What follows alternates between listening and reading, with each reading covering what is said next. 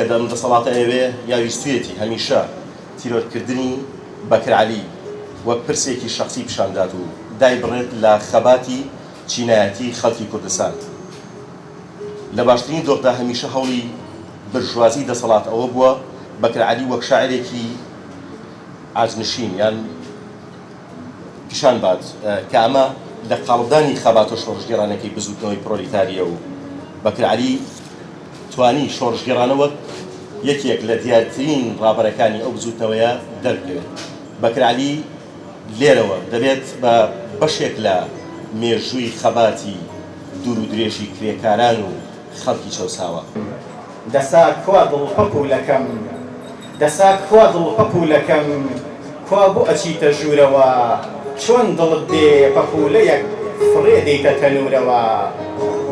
دەماڵ ئاوا، دەماڵ ئاوا گەرچی نەمدیت، بەڵام قەینا نەشمیلەکەم، لەباتی تۆ، لەباتی تۆ مشتێ خۆڵی ئەمڕێیە لەگەڵ خۆم ئەبەم.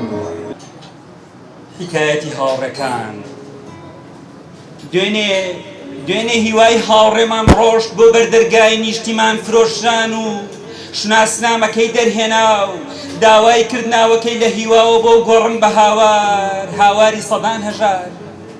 ئەم ڕۆژ ئومێدی هاوڕێمان هاواری کرد ناوەکەی لە ئومێدەوە بۆ بکەن بە ئازار. بەختیاری برادریشمان تەماشای کرد هیوا بۆ بە تۆپەڵەیەک لە هاوار و ئومێدیش بۆ بە دەشتێک لە ئازار.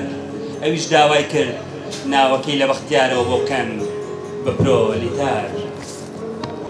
وەک تۆ لە ڕێی قەت پاڵێکی گۆی ژەتەکدام، ئەوا ئێستاش لەم ڕێدا کە وەستاوم وا تێنەگەی پەیکەرێکی بێهەناوم.